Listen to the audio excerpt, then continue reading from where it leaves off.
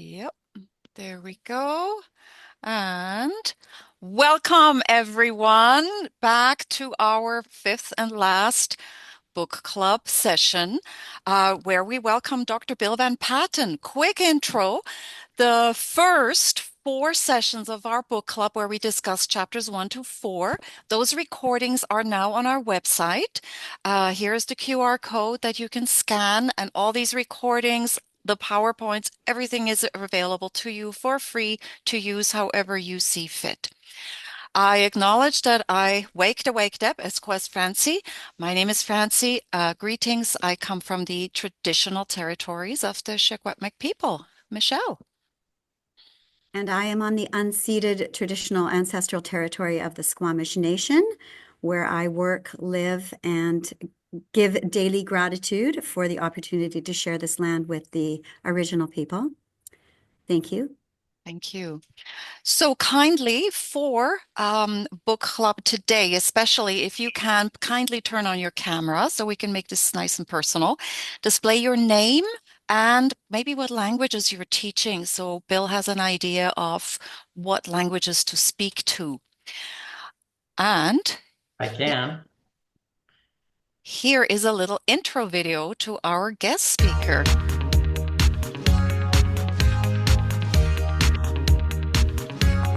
Bill VanPatten.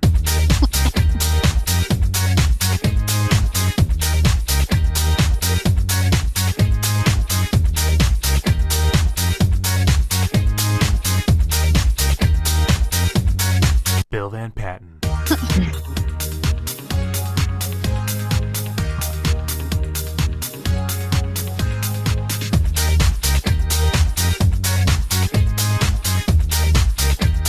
Hello. Who's screaming right now? Hi. Bill VanPatten.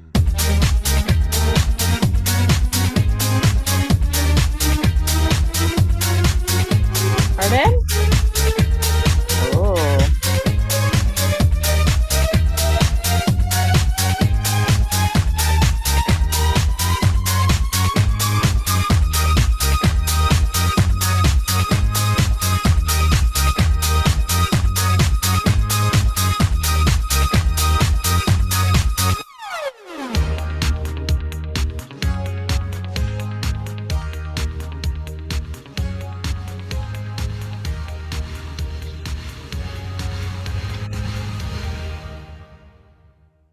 Bill VanPatten.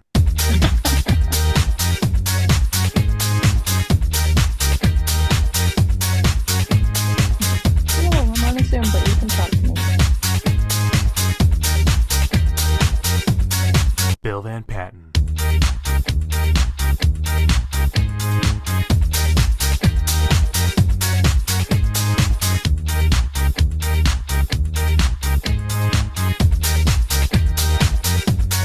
Bill VanPatten.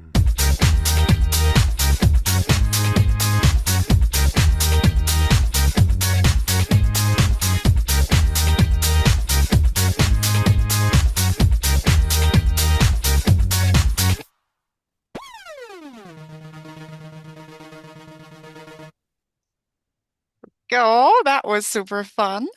So, man of many publications, and they keep coming. So, Michelle is going to actually do our introduction because Michelle has met Dr. Bill many times. So, please, Michelle. Oh, and you need to unmute. I'm sorry. Okay. There you go. So yes, I would say several, not many, but I am a big fan, and I don't really have the biographical information to present, but I would like to say that it is an incredible, tremendous honor and pleasure to be here and host this final book club chapter with Bill VanPatten in the house. And Bill, I came to Bill's work later in my career. I actually was a linguist. Well, my degree is in Spanish linguistics and literature, and I was a fan of Krashen and Chomsky at that time. And then my pathway led me into teaching language. And I had always had a passion for language acquisition, and in fact wanted to do graduate work in child language acquisition. But life took me in this direction, into the teaching direction.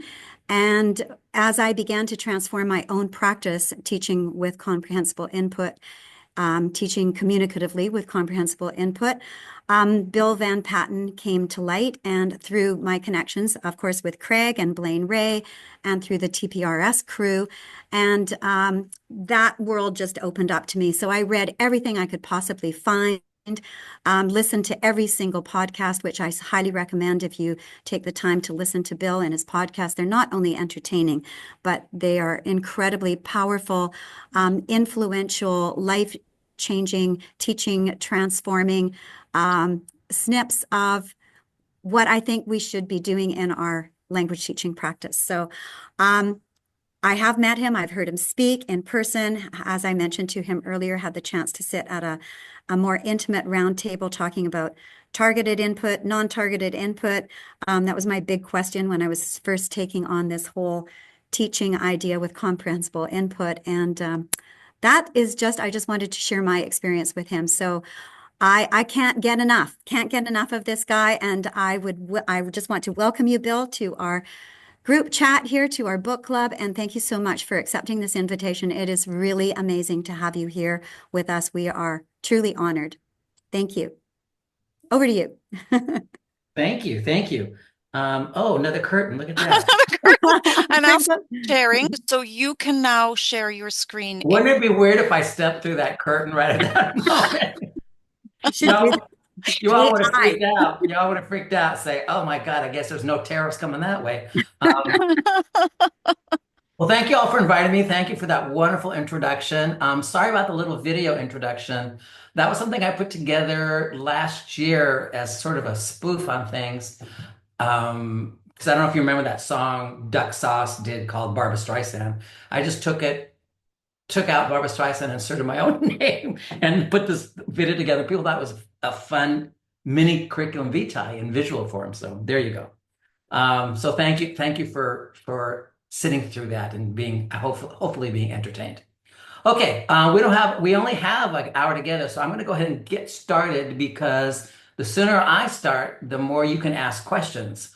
And so let me get my slideshow going. And there we are. I'm assuming everybody can see that screen. Is that correct? Okay, and hopefully my buttons will work. So today we're going to talk about a second language acquisition with some very basic questions. For someone like Michelle and for some of you who've been through this, it'll be old hat. Some of us could be a review of what you've read in the book. I'm doing a little bit of reinforcing here. It's kind of like circling and repetition, right? I'm doing that, but at a different level of stuff. So with that said, let's go ahead and get started. So what are basic questions? We're going to deal with 3 basic questions today. The first one is, what is language? The second is, why is input fundamental to acquisition? And then the third question is, why does the teaching and practice of grammar have so little impact on acquisition? And after we get done with those questions, we're going to just briefly do a romp with some comments on language teaching. And I'm sure you're going to have more questions and want to have comments on that yourself. So let's get started with the first question. What is language? Language is an abstract, complex, implicit mental representation that we all carry around in our heads. That's why it's called mental representation. Language is not spelling. It's not punctuation. It's not composition and writing. It's not communication, which we're going to talk about in a minute. It's not a set of patterns. A lot of these things, in lay people tend to think of language as all of these things, and it's not. When we talk about language acquisition, we're talking about the acquisition of a very particular thing. So I want to make sure that we understand what language is. And of course, it's not a list of rules, although a lot of people think it is. Okay, so I'm going to start by asking you, I'm assuming everybody here is an English speaker because you're listening to me speaking English, whether it's your first or second language, you should be able to do this. Which of these sentences do you accept and which do you reject as possible sentences in English? Now, not good sentences, like whether you like them or not, but whether they're actually possible in English. So here's the first one. I want to go. Just kind of like, I'll let somebody Craig can raise his hand and says, I like it or not. I don't care. Somebody, You like that sentence? We all contract. We say want to or wanna. That's fine. How about who do you want to invite, like to the party? Is that a possible sentence? Craig says he likes that one. How about this one, Craig? Who do you want to ask Bill the question? Now he's thinking. That tells me something right there. Francis is going like this. That's not a possible question in English. If you take the wanna and make it wanta, it's acceptable. Who do you want to ask Bill? But who do you want to ask Bill the question? Can't contract there, and there's a reason for that. Now, here's another one. You've done it. Possible sentence? Yeah, right? How about this contraction? Should you've done it? That only works if you do what? You actually put a vowel in there. Should you have done it? You have to have that vowel in there to show that's no longer a contraction. That's just a shortening of have. So that's not usually a possible sentence in English. Here's one. I'm going to eat soon. Good sentence? Yeah, you can say going to, gonna eat soon. How about this one? I'm going to the store. For I'm going to the store. No, we don't like that one. That's a bad one too. Okay, the point being is that you know what sentences are possible and impossible. But if I ask you right now why 3, 5, and 7 are not possible sentences, you probably wouldn't be able to tell me, right? But let's look at some more. Okay, let's look at something different. And this will be, I think, reminiscent. I don't remember if this is in the book you read or a different book. Okay, so I'm telling you right now, some of these sentences are possible and some aren't. So the question is, why are some possible and some aren't? So here are the sentences. John and I are both from California. Perfectly fine sentence for English speaker. John and me are both from California. Yeah, your school teacher says, don't say me, but we do it all the time because it's possible. Me and John are both from California. Yeah, your school teacher may not like it, but it's a possible sentence or we wouldn't be able to do it. But then you got the question mark. Is this a possible sentence? I and John are both from California. As a native speaker of English, that sounds terrible to me. It's not that it's not a good sentence. It's like, look at the one before. Me and John sounds perfectly fine to me, but I and John, something's wrong with that sentence, right? Okay, next one. Who's from California? We are. Who's from California? We. Can't do that. That's why it's got a little asterisk. It's like, not a good sentence. Who's from California? Us. Perfectly fine. So in one instance, we can say us, and we can't say we, but in the third from the bottom sentence, who's from California? We are. We have to use we. We can't say us are. So something's going on here with the way we use subject pronouns in English. That's not so clear and doesn't look like any rules that most of us would actually spout forward. Okay. What these examples show is that you can judge the possibility or impossibility of sentences because language resides in your head. None of you are speaking. None of you are writing. You were just looking at sentences, and I was asking you, are they possible or impossible? And you were able to do that, right? Because it's in your head. So again, language is mental representation. Keep that in mind always when you talk about language. It's stuff that's in your head, and it's abstract and implicit. You judge all those sentences we just saw. You're not quite sure why you're doing it, or why something is good or something is or possible or impossible, and because it's implicit, it's unconscious in your head, and it's abstract because your mind would be blown if I tried to tell you why those things are impossible in some of those senses. We can always come back and talk about those later if you want. So, is what you speak or what you sign, is that language? Well, yes and no. You can only speak or sign possible sentences, yet you have intuitions about possibility, impossibility for sentences that you don't speak or sign. So language isn't just what you hear or see, it's what's in your head. And it encompasses not just what you can do, but what you can't do, and the why of why you can't do it. The question for us in language acquisition is how do you develop intuitions about impossibility if you only hear or see possible sentences? Think about that. You only are exposed to possible sentences, yet you develop intuitions about impossibility. So you hear wanna all the time. I want to go. You want to go? Yeah, I want to go too. Wanna. But yet you know that who do you want to invite Bill to the party? You go, that doesn't sound possible. How do you know that? How do you know that? Because you hear wanna everywhere. What tells you that wanna doesn't work there, right? Because you only hear or are exposed to possible sentences. Yet you have to develop in your head what's impossible. That's a major question for those of us in language acquisition. So to drive that point from the previous slide home, is this a possible sentence in English? Not a good sentence, but a possible sentence. Are you ready? Hang on to your seats. Harry, who John said would never have gotten the job had he not been related to the boss, claimed that working at the company was easier than moonwalking, even though Harry had never moonwalked in his life. Possible sentence. I guarantee you would all say, yeah, it's possible. It's a long sentence. You might not like it. I want to put a comma here. That's too long, but it's a possible sentence. Have you ever heard this sentence in your life? No, you haven't. Yet you know it's a good sentence. You have stuff in your head that allows you to get something that's a completely new sentence you've never heard before, or this combination of things in a sentence, and you know that it's a possible sentence in English, right? Okay, the question again for language acquisition is this: how do you know that if you've never heard it before?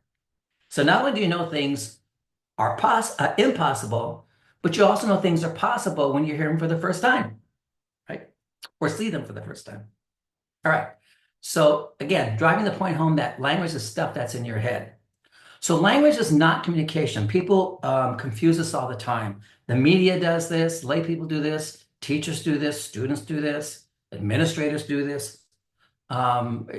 We want to keep language and communication separate for a reason when we talk about language acquisition. Communication can make use of language. It clearly does, right? So I'm speaking right now and using language while I'm expressing meaning and talking and working in this presentation. And you're making use of language to interpret what I'm saying and comprehend it. But think about the dog wagging its tail that's communicating something to you. That's not language. Or the bee doing its little dance to tell other bees how far the flower is away. That's communication, that's not language, right? Think about birds that chirp and so on. There's no such thing as bird language. It's not bird language. But they're communicating through vocalization of something, right? So communication can make use of language, but it doesn't have to. And not all language necessarily communicates something. So what's important here is to make a distinction between what is culture dependent and what isn't. Because people like to say, oh, language is based on culture, and culture and language go hand in hand. Language doesn't go with culture, but communication does. So what does that mean then? That we make decisions about how to deploy language partly because of cultural norms. How I say something in American English may not be how someone says it in British English because the cultural norms are different. Or how I express respect or something in English may not be the way it's done in Japanese, right?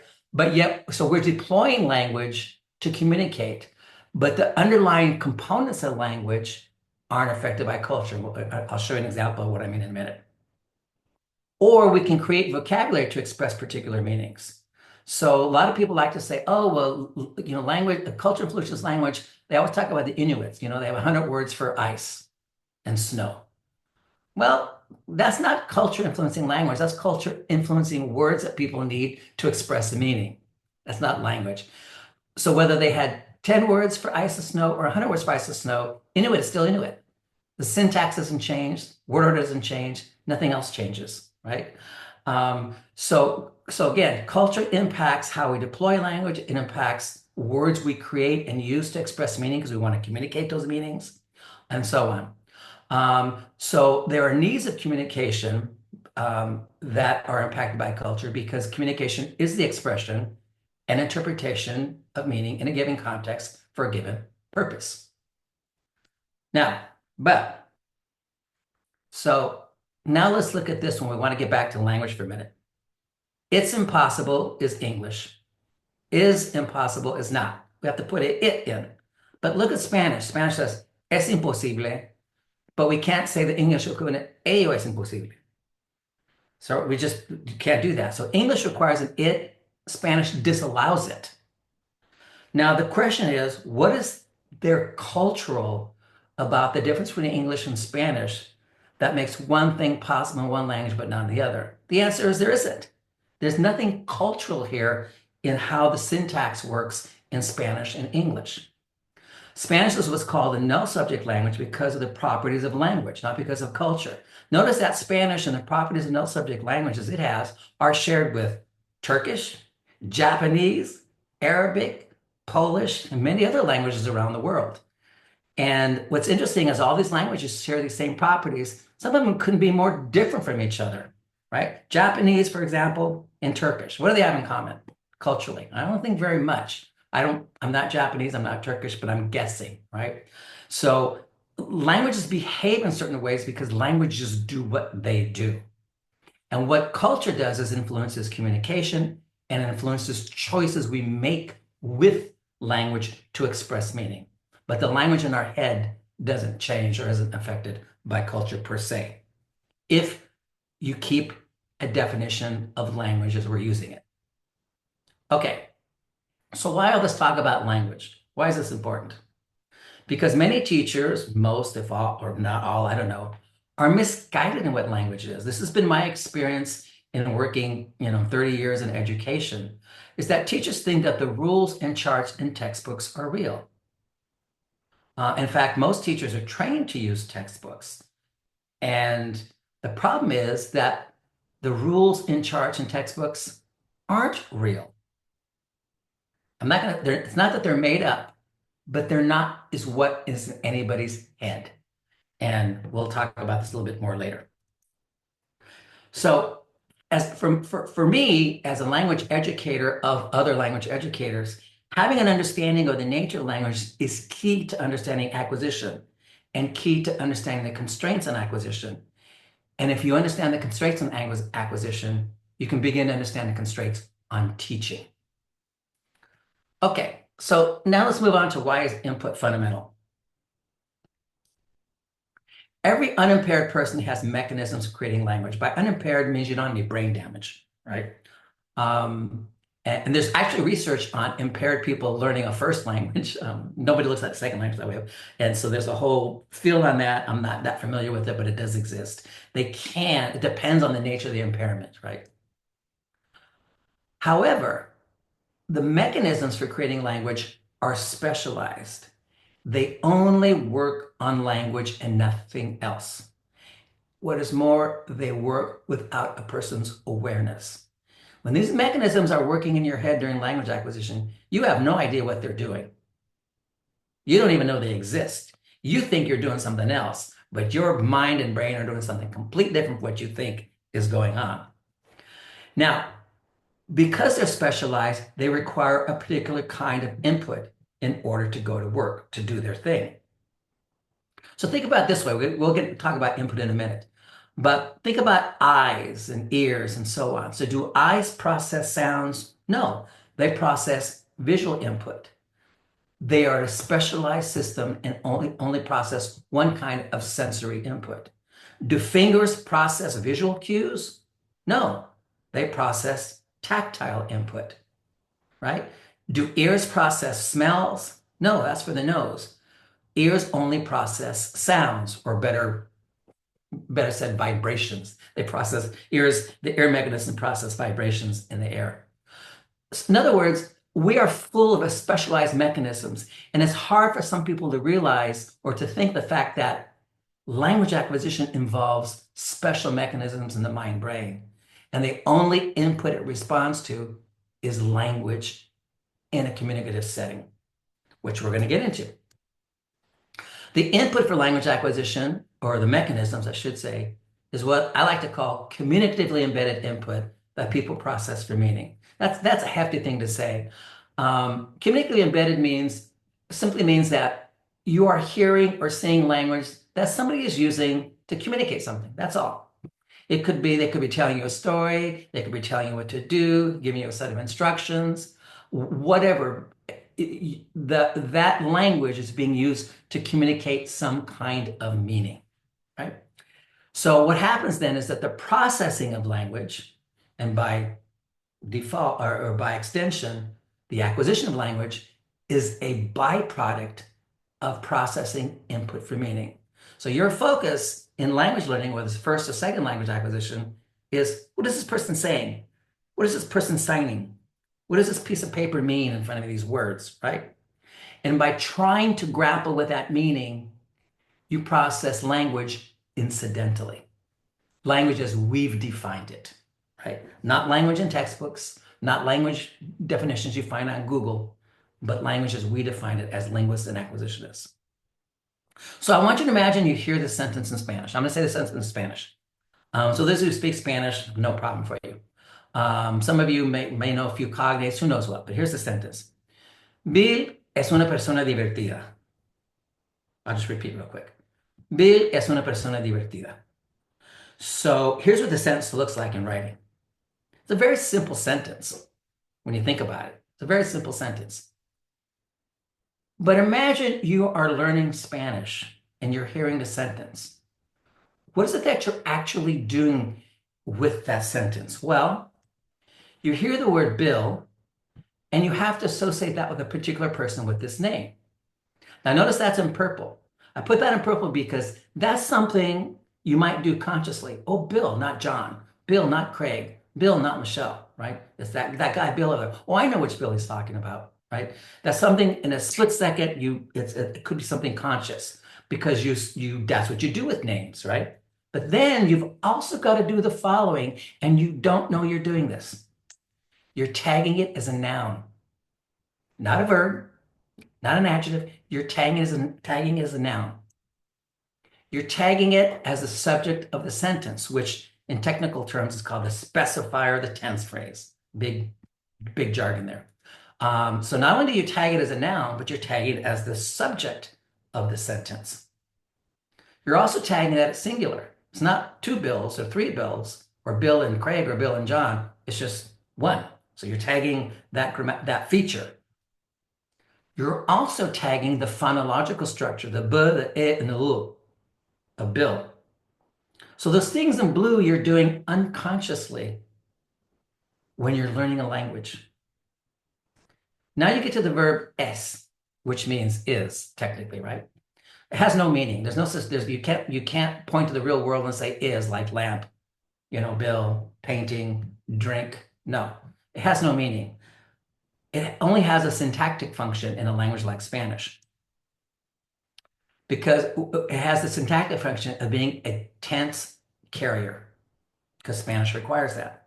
So you have to tag that when you're processing with a T feature, which means tense. And as you do that, you also have to tag it as plus present minus past. If it were past, it'd be minus present plus past. If it were future, it'd be minus present minus past, and that would be future, right, by default. So you're tagging that as well. You're also tagging that it has no number features. Now, I know that you teach Spanish are taught that soy is first person singular, eres is second person singular, and es is third person singular. Technically, that's false. All third person singular verb forms in Spanish that we call that are featureless verbs, which is why they don't have endings. And this doesn't have an ending technically. So it has no person number features, and you're tagging that is a bare verb. Then you're also tagging the sounds, just like you did with the for Bill. You're tagging the sounds e and s for this verb, right? That's its phonological structure. But notice at the same time when you're processing that sentence, not only you're processing that, but you're processing the syllable structure. Because in Spanish, the syllable structure would be this: bi, les, su, na, per, so, na, di, and you're processing that unconsciously, right? Because Spanish syllabification is not the same as English, right? So those are things that you got to do when you're learning Spanish as a second language. You don't even know you're doing it, but you're doing it. You have to do those things unconsciously, or you wouldn't be able to learn language. So input is critical because all of those hidden features of language are built into your system, and you have to tag those things in the language that you hear or see. Now, there isn't a single aspect of a language that isn't acquired from the interaction of communicative input with those specialized language processing, language acquisition mechanisms. So whether it's syntactic stuff, which is constraints on sentences, what sentences look like, well, it's phonological and phonetic stuff. Phonological is the sound inventory system, or phonetic stuff, which is how sounds are pronounced.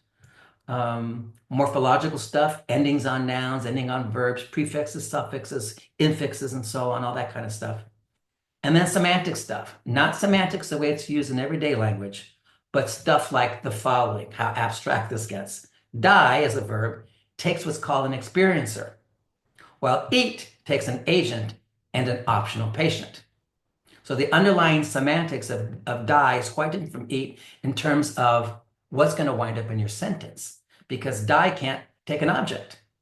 Why can't it take an object? Because it can't even take an agent, because nobody carries out dying, they experience dying. That's what we talk about in semantics, that you're an experiencer as opposed to an agent. Whereas when you eat, you are bringing about the action of eating. That's why you're the agent there. Anyway, so that's what we mean by the semantic stuff, not the everyday meaning of the word semantics. So everything in the language is processed, is gotten through the interaction of input with these language mechanisms in your head.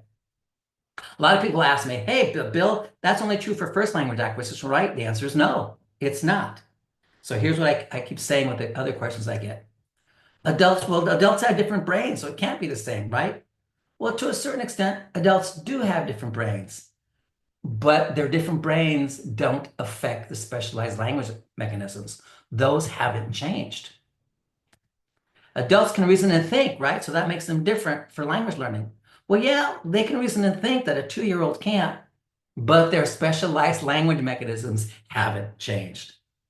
Adults like rules and charts, right? So we should give them to them. Well, yeah, if you want to, go ahead. I don't care. That's fine. But their specialized language mechanisms haven't changed. You can give them all that stuff you want, as we'll see later. It's not going to do much, but the point is the language mechanisms haven't changed, and they need a particular kind of data. How about adults have a first language? Oop, I missed the S there. Adults have a first language, and that makes a difference, right? Well, yeah, it does, but their specialized language mechanisms haven't changed. It just, first language means it might give you some extra baggage to deal with in a second or third or fourth language situation, right? But you still got to use the same language mechanisms and process language from the input, whether it's a first language, second language. That mechanism does not change. So the bottom line is this. You can list all the differences you want between children and adults. You can list them all, right? But in the end, children and adults share the same specialized language mechanisms that require communicatively embedded input. That is just a fact now in language acquisition research. And 50 years ago, it was heresy. Like, what? Now it's just a fact. It's been shown, the accumulated evidence over the 50, 60 years of contemporary language research says, yep, that is a fact. Okay, now you might engage some conscious processing of meaning. We talked about earlier, like when you hear the name Bill, oh, that must, Okay, so you might do something like this. Oh, I think he's talking about a dog. You ever hear a sentence in your first, second language and you're wondering what the person's talking about? And you actually had a little mental, what's he talking about? You're not focused on language, you're focused on meaning. Or you might realize that the person is being informal or formal. Oh, he's being kind of informal with me, right? You might actually split second realize that. But here's what you don't do. Oh, I think this is a null subject language. Therefore, it must have rich morphology to indicate person number and probably has variable word order. You're not doing that consciously at all, not even close to it. And you're not doing this. I think this language has high front vowels and that are short in duration and are phonologically distinct from mid front vowels. You're not doing that either.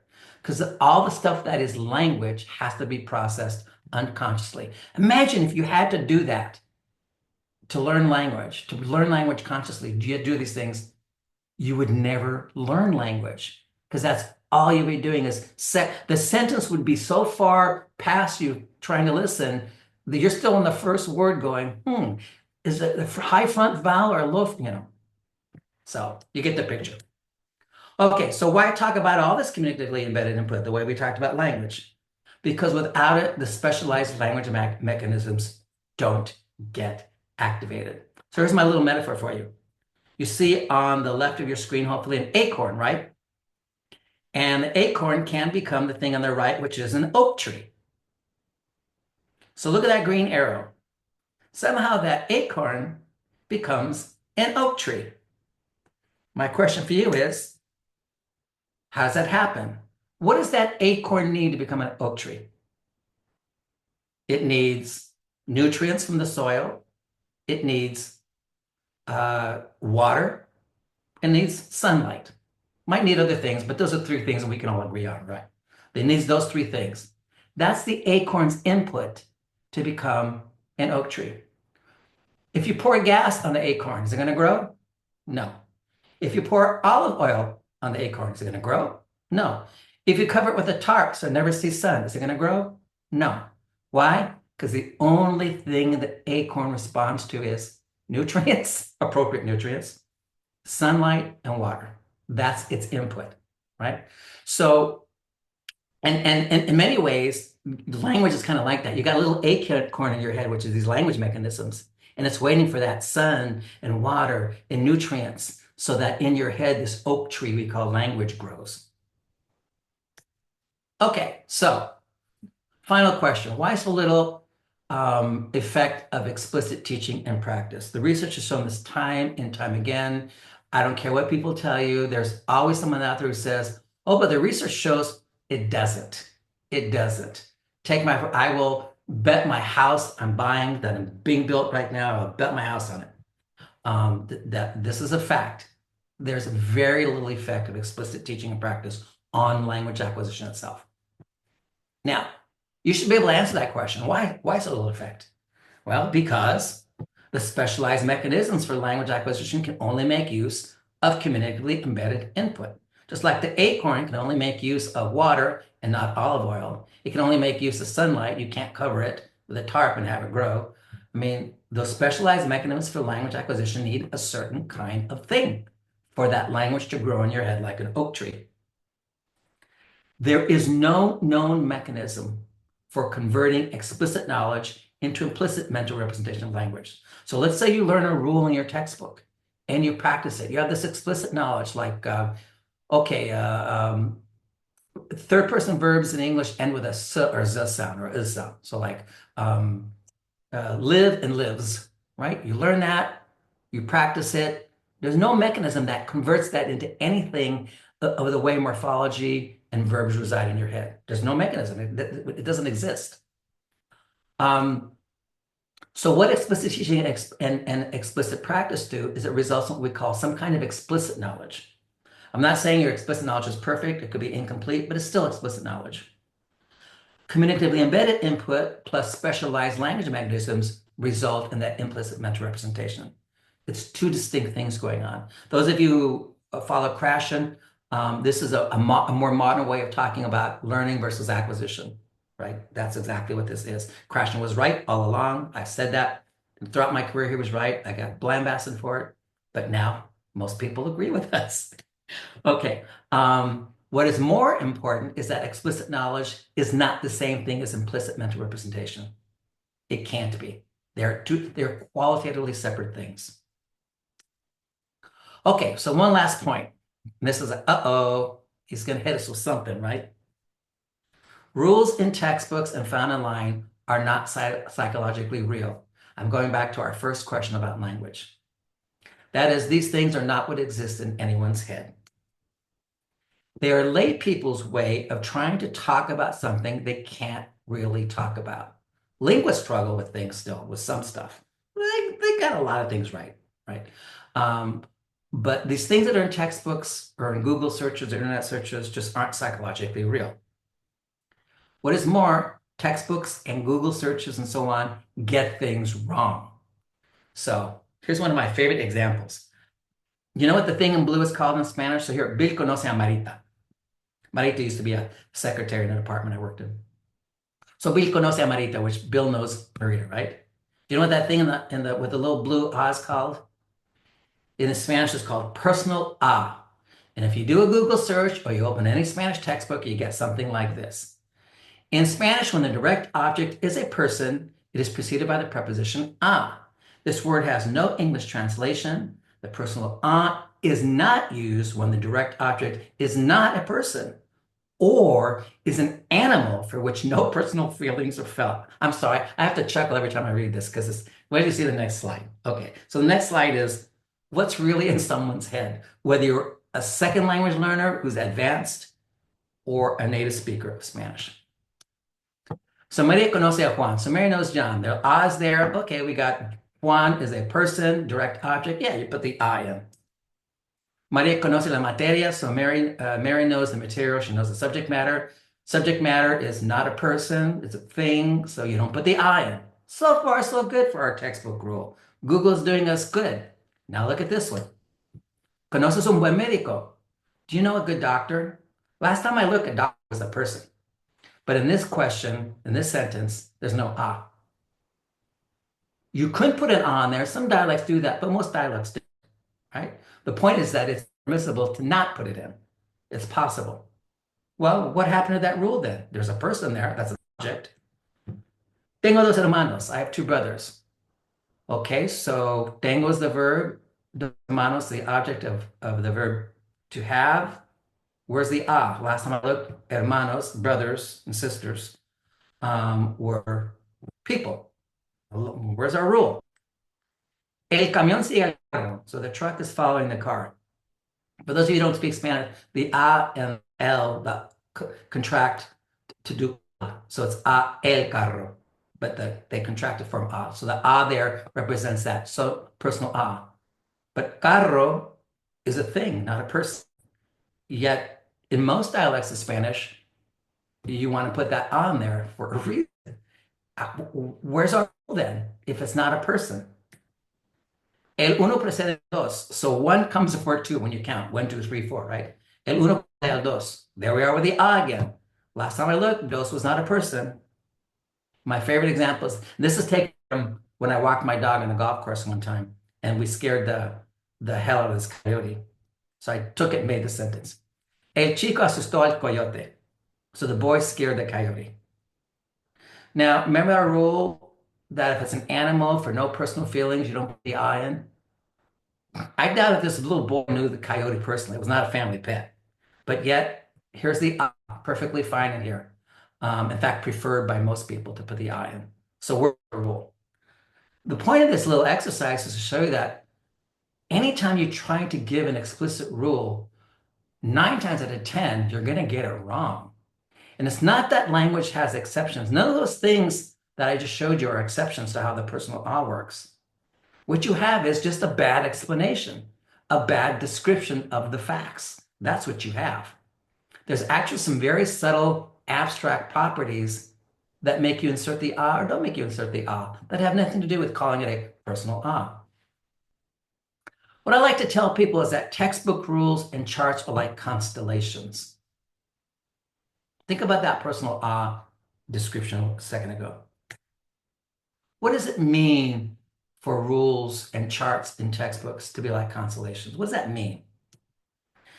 Have you heard of, everybody has to watch the lunar eclipse tonight, by the way, if you don't have cloudy skies like we do today. Have you heard of or have you seen the constellation Orion? Everybody knows that constellation, right? It looks like this. That's Orion. You can look at the sky at night. You see his famous belt. And if you really, I only did the main stars. There's actually a bow he's holding. He's like ready to shoot a bow and an arrow and a bow and so on. But this is what most people recognize as Orion. That's what we see from Earth. Get in your spaceship and go out 1,000 light years. Nah, I take that's not enough. Go out 1,000,000 light years. What do you see? Is this what you see? You see something like this. Interesting. Now in your spaceship, go out another 1,000,000 light years. You see something like this. Go out another 1,000,000 light years. Or get out of the galaxy altogether. Who knows where the hell you are now? And you'll see something like this. It's all the same stars still. So what's going on here?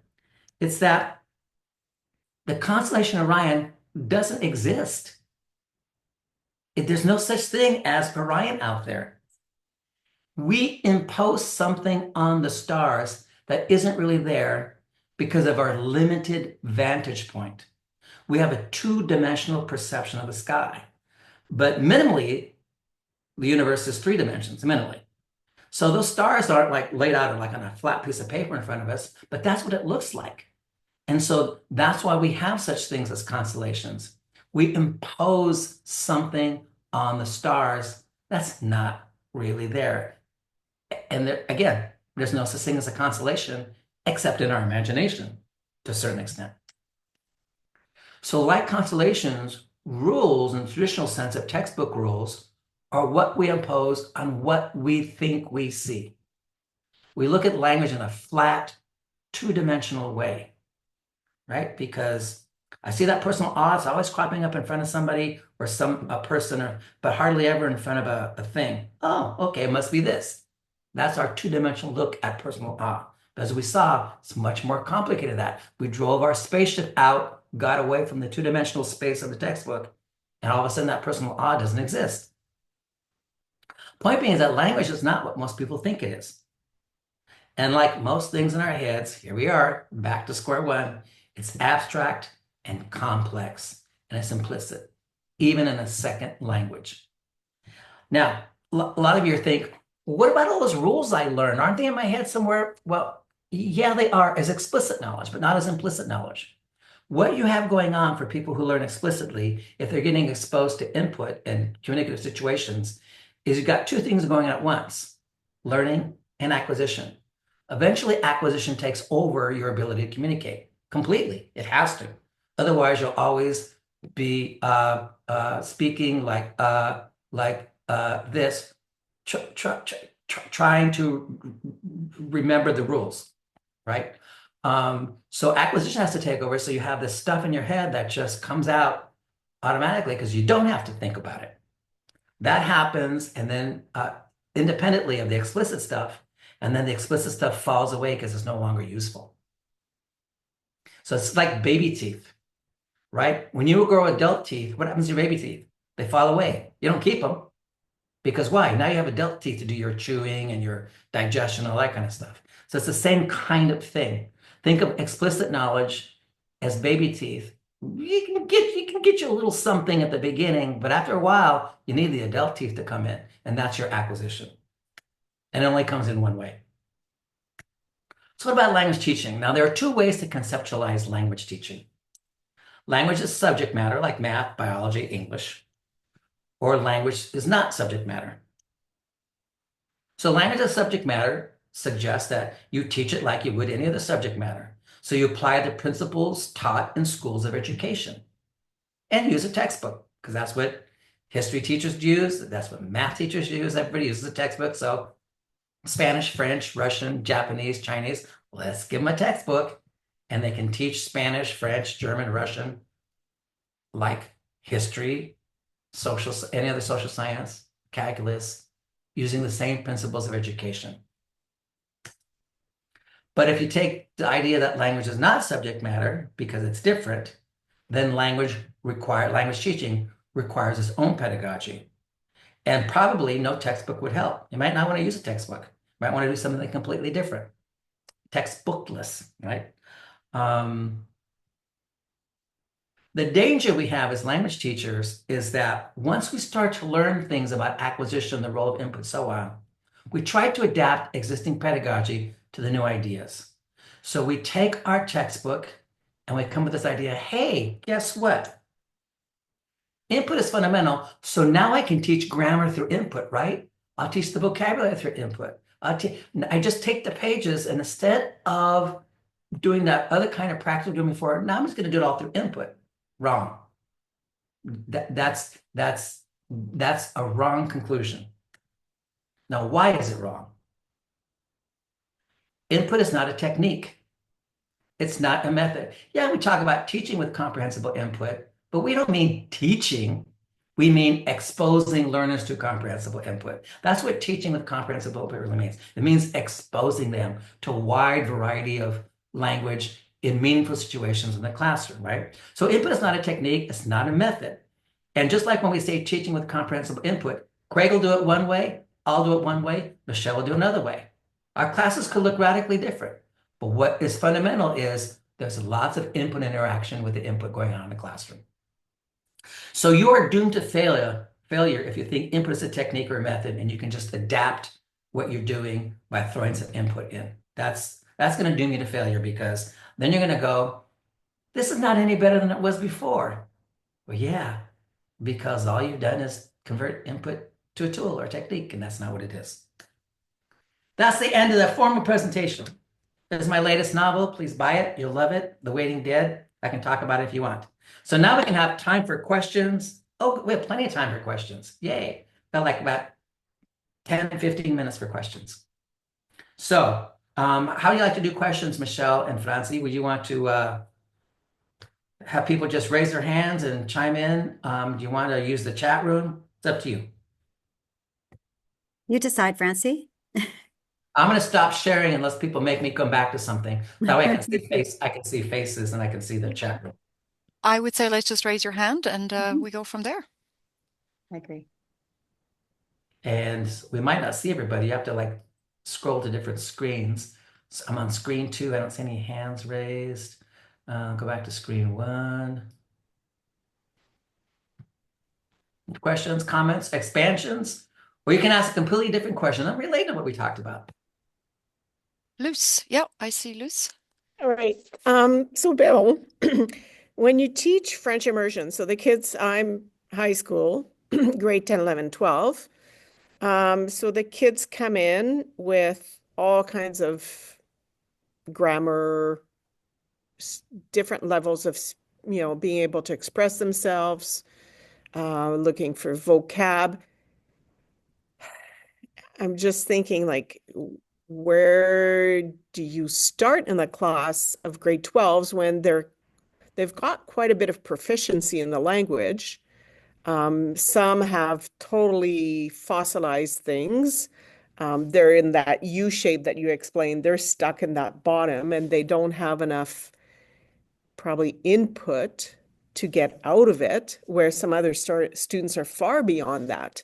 And so you've got so many levels in a classroom that it's really, to me, I'm finding it like, oh, I get what you're saying about more of that sort of natural input, but it's like, am I going to capture a whole class when I have some that are so far beyond and some that are so still developing in their skills? There's different levels to your comment and question, Luce, which is one is that unfortunately in educational circles, we tend to think of years and seat time and stuff like that, as opposed to hours. Mm-hmm. And the thousands and thousands and thousands of hours it takes for language acquisition, just we don't want to admit it, or we don't admit it, and we're not frank about it. That even in an immersion situation when you're getting more input than you would otherwise, it's still not the same thing as being a child immersed in a first language environment, 10 hours a day. The second thing is that language variation is something that we have to accept as fact. Language variation, language acquisition variation. If you take, I don't remember if this is in the book or not, but I could take 100 3-year-olds and they won't all be at the same level of ability with English or Spanish or French, whatever language I'm looking at. Some will be further than others because there's just that. Even in first language acquisition, we don't notice it because we tend to think in years, but I mean, a 3-year-old, I mean, there could be quite a bit of difference if you take everybody who's exactly 3 years old, quite a bit of difference in their abilities. And it might take one 3-year-old another 6 months or 3 months to be where another 3-year-old is. Whereas in classroom situations, we'd be saying years because they don't have the same amount of daily input, right, that kids do. So we got to just keep those things in mind. That those two things, there's facts about acquisition we don't confront. Now, in educational systems, think about the following, what I just said too. Imagine you're a preschool teacher, or you run a daycare center, and you got everything from a 1.5-year-old to a 4.5-year-old in your daycare center. You got to talk to all those kids, and there are different levels. You have to manage them. They have different emotions, they have different abilities, different walking abilities, different motor skills, and certainly different language skills. But you, as the daycare person, still have to do your job, right? So what does that daycare person does? She treats them all as individuals, or he treats them all as individuals, right? And you tailor what you need to do to each child. You talk to the 4-year-old differently than you talk to the 1.5-year-old. Um, and you expect different things out of them. And I think that sometimes we don't do that in education. We don't recognize that when it comes, particularly in language. I can't talk about math or science, that's not my domain. But in language, we have to recognize those individual variations and say, okay, if I'm truly involved in acquisition, I have to confront the fact that people are going to come in with different levels. And you just deal with them the same way that daycare person does. And that person who is in the bottom of the U or seems fossilized, um, fossilized is a really bad term because it's never been shown to truly exist. It's one of those concepts that was invented, but nobody ever truly gets stuck because people who have been seen to be fossilized after 20 years, you see a change in something they do. Like, I thought they were fossilized, but they just changed something after 20 years. So it's just that's just the nature of the game. And Yeah. I can't give you any practical tips other than try to figure out things that keep pushing the person who's further along to keep going. And the Mhm. person who's not as far along, give them things so they can move on their path. So not everybody needs to get the same reading assignment. Why not have different reading assignments, right? Like if you're using stories in class, or using tasks or activities, and you can break people up into groups and give them different things, and then you can mix and match. I mean, you have to, the thing about language acquisition in the classroom, if you go that route, is all of us are explorers and experimenters. Mhm. There's no map. We're just setting out on the ocean, hoping that we're going to go with the wind. There's no map for us because we're new. We're the first ones to do this. So Mhm. Mhm. so Thank you. there's Yeah, but yeah. Yeah. but yeah, just think about those people as individuals. To the extent that you can treat them as individuals, or even groups of individuals who have the same ability, you can do that too. So keep that metaphor, that daycare person in mind. Right. That Yeah. person's got to deal with I mean, most of you are parents. You know the difference between a 1.5-year-old and a 4.5-year-old. Yeah. You know what I'm talking about. And then get a 2-year-old in there or 2.5-year-old, like, oh my God, I go crazy. Yeah. But anyway. All right. Thank you. That was a good question, Liz. Thank you. Sorry, I don't have something more concrete for you.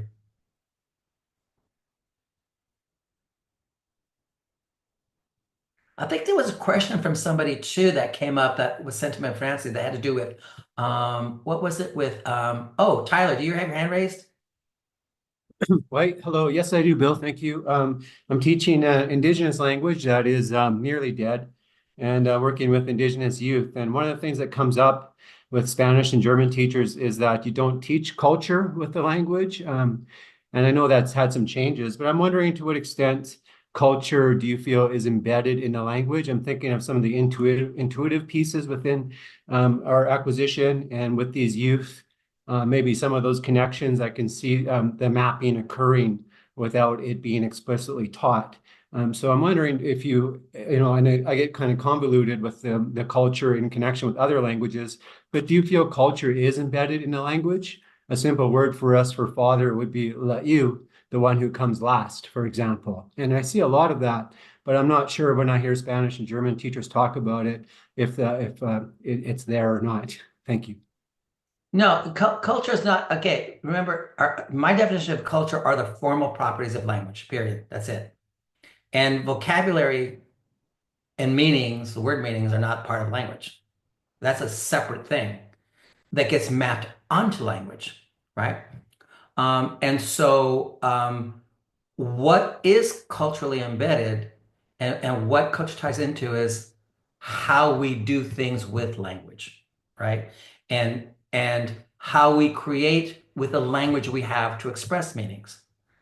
Let's look at the following example, like active and passive sentences. Is there any reason to have a passive sentence? Think about it. Bill opened the bottle of wine. The bottle of wine was opened by Bill because I'm having a glass of wine right now as we speak, right? So the bottle of wine was opened by Bill. Why do we need both of those? Why? The exact same because there's a very subtle meaning difference. When I say Bill opened the bottle of wine, um, watch this. Who opened the bottle of wine? Bill opened the bottle of wine. Do you hear that stress? I'm communicating to you. I'm putting emphasis on something. But then, who opened the bottle of wine? The bottle of wine was opened by Bill. That answer to that question doesn't make any sense unless you do it this way. Who opened the bottle of wine? Well, that bottle of wine was opened by Bill. You have to put stress on Bill again because we do things like that, to show emphasis, right? The bottle of wine was opened by Bill tends to put the emphasis on the bottle and not Bill, which is why we have to move the stress to Bill to answer the question, who opened the bottle of wine? Whereas the bottle of wine was opened by Bill, the more appropriate question is, what happened to the wine? Oh, the bottle was opened by Bill. See, and so languages do stuff like that because of meaning and what emphasis they want to put on things. And so cultural stuff has to do with how we manipulate language to express particular things for a particular reason in a particular context. That's where culture comes in, and it has to. It just has to. And so, for example, whether Japanese has honorifics because of the culture and English doesn't is irrelevant to the fact that Japanese is what we call a head final language and English is a head initial language. In other words, where we put subjects and verbs in the sentences are different. It has nothing to do with culture because Japanese is a head final language, but so is Turkish, right? English is a head initial language, but so is Swahili. Okay, so again, get in your mind that culture and is important about expressing meaning. So when you bring culture into the classroom, whether it's a heritage language class situation like you're talking about, Tyler, and I'm a heritage speaker of Spanish, by the way, and I remember going through this stuff when I was a kid. Whether it's a heritage language or a second or third language situation, culture is a part about expressing meaning. It's not about how the language itself works. If you define language as the formal properties.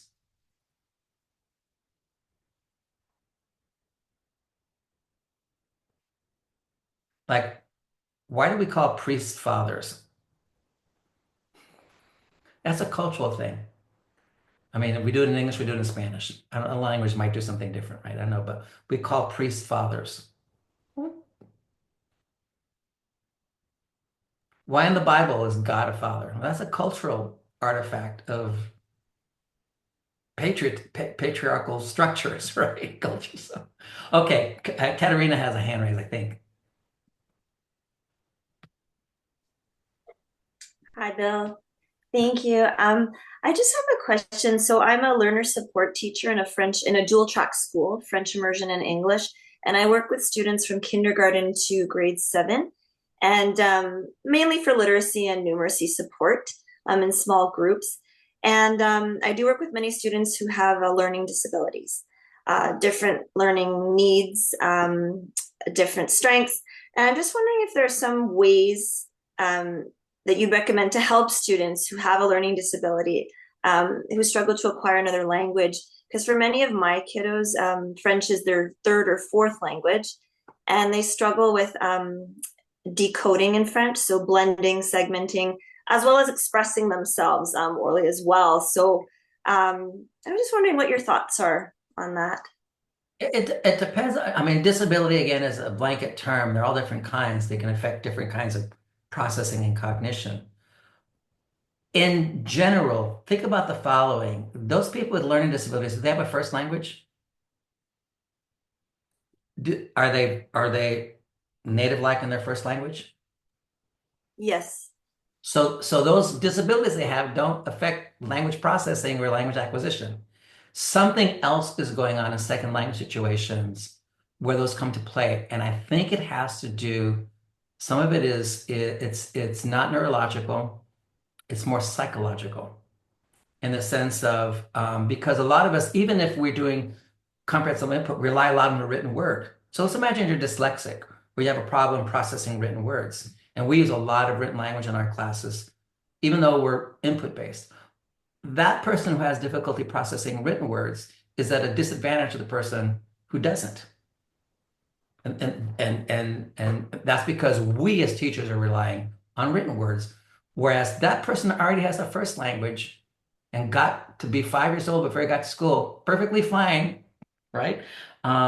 So nothing about that person's disability impaired their first language acquisition. So we create structures that impair their second language acquisition because we don't allow those mechanisms to work 100%, which is, again, that's not our fault because those are the institutions we're placed in as teachers. And so, but again, it depends on the nature of the disability. Just like I said earlier, any unimpaired person learns a language through input. Well, there's, again, certain kinds of impairments. And you can get partial language acquisition with some kind of impairments. You get no language acquisition with other kind of impairments. But those are brain impairments, right? As opposed to learning disabilities. And there's a broad range of those. And so I think what you have to sit back and do as a teacher is analyze what are the disabilities and what structures am I or the curriculum or the school bringing to the language acquisition class that are hindering those people. And so again, without knowing more about the particular kinds of disabilities, just kind of have to analyze them and take them again case by case and figure out what's affecting them. Is your hand still up, Katerina? Do you want to? Oh, no, I'm going to lower it. Oh no, I thought you were going to Thank ask you. a follow. I thought you were going to ask a follow-up question. But yeah, so just remember that if all you did was oral language and nothing was written, Mm-hmm. kids with disabilities should have no problems. They should be like anybody else. Because if they have a first language and it's unimpaired, they should be able to get a second language. The issue is that in the first language, nobody made them read, nobody made them count, nobody made them do certain kinds of things. We make older kids, teenagers, and adults do that because they can, right? But none of that stuff has anything to do with language acquisition itself. You can still get syntax, you can still get morphology, you can still get a phonological system, you get all that stuff through oral input. In fact, I met two people one time when I was my first job at Illinois, University of Illinois, Urbana-Champaign, who were MA students, both had severe dyslexia. They had really hard time what they were doing. Both of them were studying literature. Can you imagine? They weren't my students, but they were in the department. Spanish was beautiful, but they struggled. They had to read a lot of literature, and they struggled. And I talked to them about that, and they said they said I rely on my ear to learn language. I go, good for you. You're not relying on the written word. So, what it's worth. Thank you. Thank you. We are already 10 minutes over time. I see Elaine just put her hand up. Elaine, very quickly. Elaine, go ahead. The answer is no, but thank you very much. No, I'm kidding. Part of my question was, do I have time for a question? Thank you so much for explaining so many things. What I'm wondering is about the explaining rules and generally rules by being explicit about the language. It's still kind of important, isn't it? Like in some aspect. Sometimes I'm a grade 2 teacher.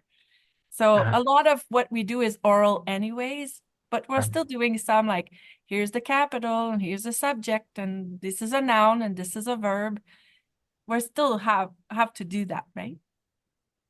I mean, you don't have to do anything. You don't even have to teach with input. You can open a textbook. You'll still get your paycheck if you do that. So we don't have to do anything. And the question always you ask yourself is, what is my goal and what do I think I'm affecting and what do I think I'm effecting by doing what I do? Right? So what is my goal in providing this information? What is my goal? Why am I doing that? What is my goal?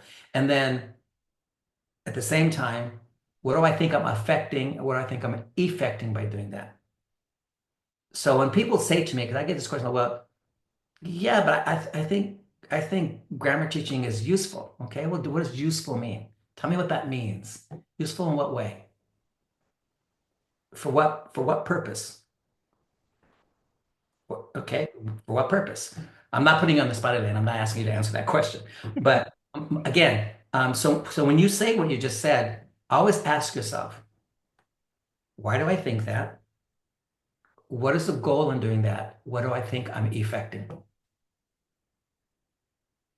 It's kind of like anything you do. I mean, like if you go to a psychiatrist or psychologist, I've never been to one, but they ask you, and what do you think is going to happen if you do that?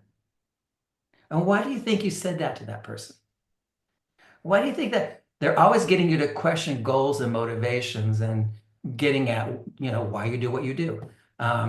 So it's almost like a psychoanalytic process, I guess. What I'm saying is ask yourself why I believe that, what I think the goal is, what I think what's going to happen if I do that, and also what's going to happen if I don't do it. So we seldom ask that question. What happens if I don't do that? Will the world fall apart? Will they not learn language? Right? So Thank you. Michelle has her hand raised. Real, not a virtual. She had her hand like this. No, I had a real hand. If we just have a couple of minutes, I would like to respond to I got Ellen. wine. I'm not going anywhere. Okay, Ellen, if you can hear me out, because I have been teaching with communicatively embedded comprehensible input for, I guess, since transitioning and becoming more effective at this process over a long period of time, since around 2010 is when I started. And as I learn and experience more, and my classroom is my action research project, and I'm adjusting, and just going back to one of the things that Bill said that really was powerful for me today is just looking at the kids as the preschool and seeing them, allowing them to be where they are and finding a place where there's an entry point for all of them. And this is one of the things that keeps driving me forward in this process and way of teaching. But in the earlier years, I had those nagging doubts about the grammar. What about the passé composé and the imparfait and the a personnel and all of these little grammar pieces? I would doubt myself, even though the results were spectacular in terms of their oral proficiency, which was really why I embraced this in the first place. But every time I fell into that doubt, I would pull out a grammar thing and try to, tinker with it to make it more CI friendly, which is one of the, warnings that Bill's given us today. It never went anywhere. In fact, I could see the glazed looks happened almost within seconds of trying to do that. And I just got to the point where I said, I can't do that anymore because I am getting so much joy. The kids are being their proficiency is increasing in ways that I had never experienced before. And so I just had to give that up. I had to give it up. And it was that psychological need that I had to, the teacher in my head, the textbook was, somewhere in that deep recess of my mind saying, you've got to do this, you've got to pull it out to perfect that fossilization. I got to the point where it was a nightmare. Every time I did it, I hated myself for doing it. So Yeah, I love Bill's advice. Ask yourself why you're doing it. Michelle, I want to just piggyback on what you just said. Two things there that come to mind. One is that as teachers, we're trained to believe that. We're trained to think that way. And it's hard to overcome that. And we also experience it as language learners. When I was taking French classes, French is my second language. I mean, Spanish, English, my first languages, and then French is technically my second language. When I was taking French, it was all that stuff. And so that's what I thought language teaching was, and it needed to be, because that was my experience. And then when I became a language teacher, I was trained and taught that what you've got to do is teach the rules and practice, blah, blah, blah, blah, blah, blah. And it's very hard to overcome it. It's only because I became a researcher and I really started looking at things carefully, realized, no, it's an illusion. We've fooled ourselves. And we all blithely go about doing this. because we are fooled.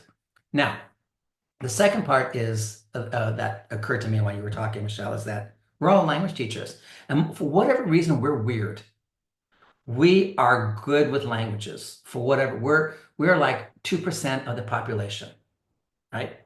And so we speak a second, third, another language to a high degree of proficiency and accuracy, and our communicative abilities are culturally sensitive, blah, blah, blah, blah. We're just good, right? For the most part.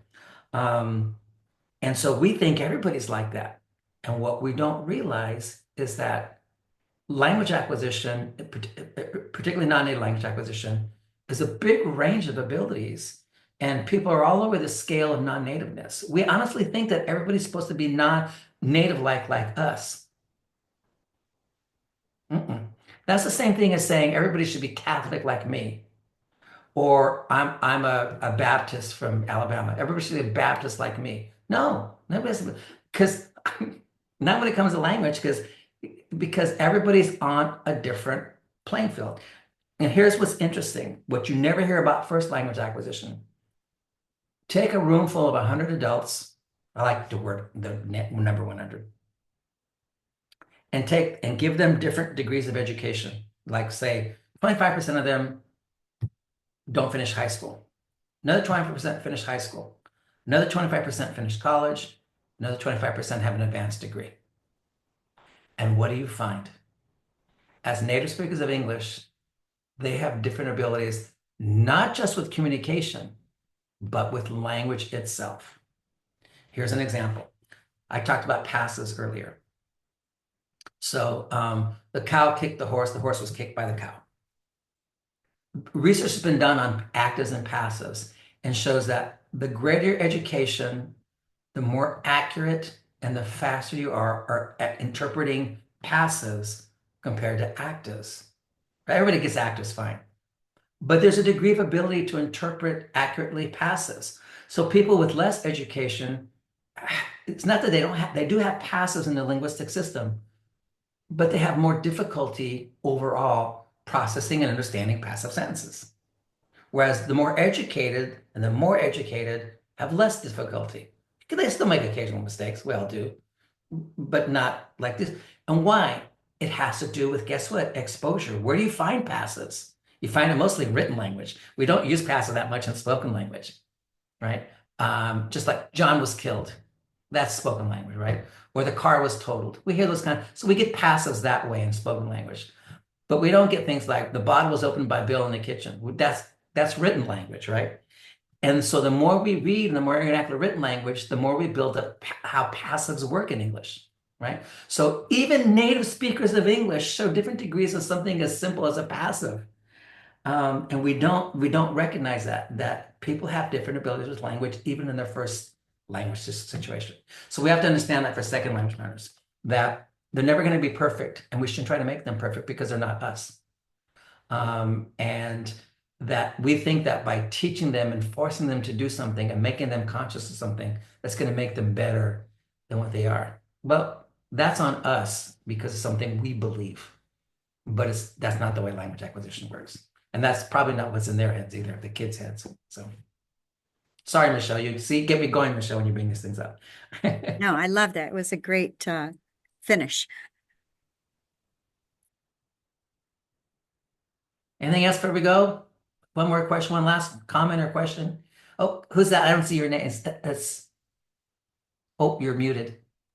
Anne.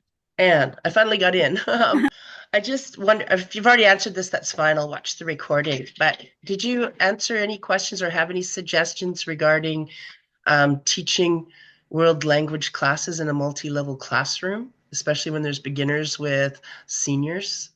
Yeah, that was actually, I forgot who brought that up. Who brought that up, bro? That was Luce. That was Luce who brought that up. That was Luce who brought that up. Yeah, she brought that up in her experience with the later immersion classes where the kids come with different abilities. And we talked a little bit about that. Okay. We didn't have a great answer, but at least we understand the issues better and what they are. Okay, I guess what I'd be asking for then is, do you have any resources for when it's the second language class or the target language class and not immersion? No, Nothing no, that I can. Okay. no. You're Thank you. always going to be dealing with people with different abilities. It's just it's amazing. My colleagues in literature class, for example, at the college level, would always lament to me, Bill, I get these kids are all over the place with language. I go, yeah. Some don't know the subjunctive. Yeah, know the subjunctive. Mhm. Some that and some don't read well. Yeah, because they're human beings with different levels of exposure, different ways of processing language, and also just different motivation. They may be majors taking Spanish and going in your literature classes, but they have different motivations for doing what they do, even in a Spanish major. So that stuff it just affects all of us. One of the things I hit upon, I don't know if this is relevant or not, but um, I was raised to believe that in writing, in college or high school or whatever, you write alone. Yeah, you turn in a composition, you get a grade for what you do. Then I became an academic and I started doing research. About 50, I don't know if you've all know what I've written. I've written something like 200 something articles and book chapters, and you saw my little video at the beginning with books, and that was just a smattering. Half of what I've done, I've co-written. That's the nature of what we do in the sciences. It's a myth that you write alone. And now, as an author right now, I was in a critique group last night with 4 other authors, and we're critiquing each other's work and sharing ideas. And oh, you can say this and polish that, but we're not writing alone. Yeah, we draft alone, but we're. And so one day, I think it was the year 2000, and I said, why am I making my students write alone when that's not the real world? So I started doing group writing, giving them particular kinds of tasks to do as groups. And I let them form their own groups because based on personalities. And what happened naturally was they had different abilities and so on. And all I did was walk around the groups while they were working on things and answer questions and suggest things about, yeah, don't start your paragraph the way that's boring. That's a really boring sentence. What do you mean it's boring? Think about it. Would you want to read beyond that sentence? No. And I would walk away, and let them fight on their own. And what I found was everybody improved in their writing over the course of a semester or a year with me. And I read less because instead of reading 26 or 30 essays, I read 1/4 of those because they were working in groups of 4. And so it was less work on me. I got better quality stuff. Every single student who's ever taken a course with me where they had to write, and I started doing this, graduate students do, always say the following, every single course. I learned more about writing in this class than any other class. And it was great to work with people. I learned so much from other people. And that's something we should be thinking about with language acquisition too, how our classes might work where we can benefit by that kind of cooperation. 2 heads are better than 1, sometimes 4 are better than 2. So.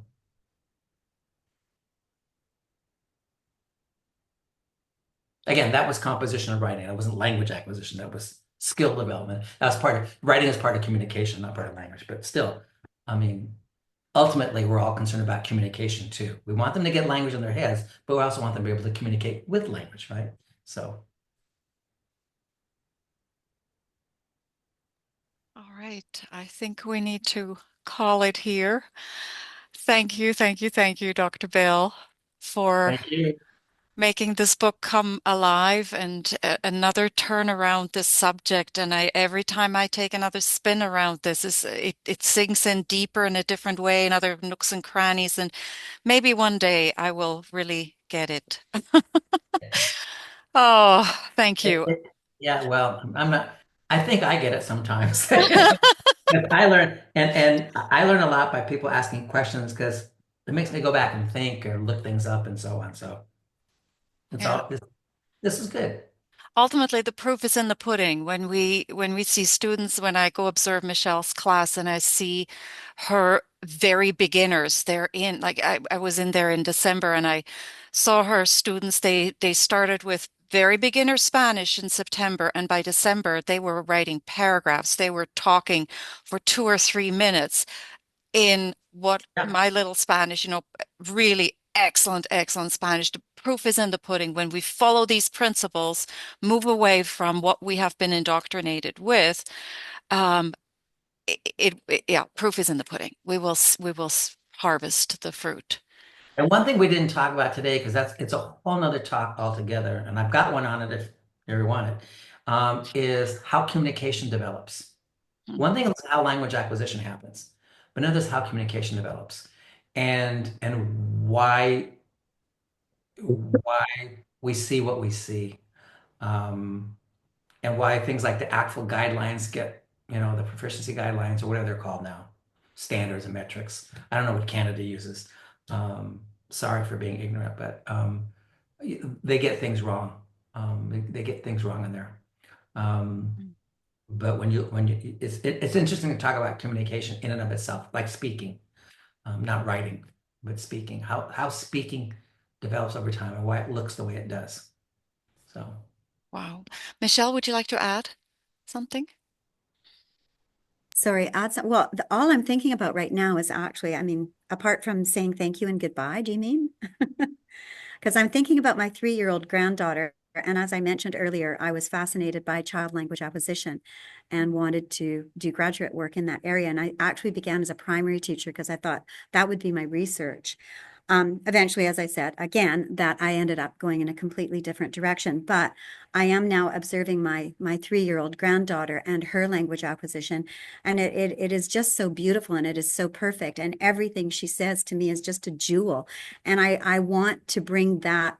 I try to bring that attitude to my students, is like everything they say, every attempt that they make to communicate has to be valued. And, we need to be grateful for that because it's just such an incredible process. And my 3-year-old granddaughter said, I go for a walk with my Nana, and nobody is telling her, well, that's not the right way to say. And we're not intervening and correcting and giving out the verb charts because that is just the natural process and that's where she's at. And I think Bill said one day is that, and maybe it's in this book too, but that, crawling is not bad walking or failure at walking. It's just the process and that continuum of acquisition that you say, Bill, goes on for a lifetime with education and increased literacy and more opportunities to communicate. So it's just growth. And I just love the fact that we can honor that with you today in this conversation. And I hope that's one of the takeaways that we take along with us for tomorrow. So that was my only comment related to my little granddaughter. Yeah. Love those stories. 3-year-olds are the best to talk to. They crack me up. They're so much fun. So. And thank you again. I know, Francie, it's 5 o'clock. It started to suddenly pour with rain here, and Oh, wow. I'm anxious to get home. But thank you to everybody who participated. If there are no more Thanks all questions. so much. Thank you, everybody. I will send out tomorrow an email with a link to the form on how you get reimbursed for your books and with some feedback that you can provide for us as well. So that's going to come out tomorrow, of course, together with a link to this video. So thank you all. Thank you for being part of the BCLCA Book Club. This was so amazing. Thank you, Dr. Bill. Thank you, Michelle. Thank you, everyone. Privilege. Thank you again, Dr. Bill, for being with us today. Honestly, you have no idea how appreciative we are. Thank you. Happy spring break. All right. One more sleep. Enjoy that California wine for me.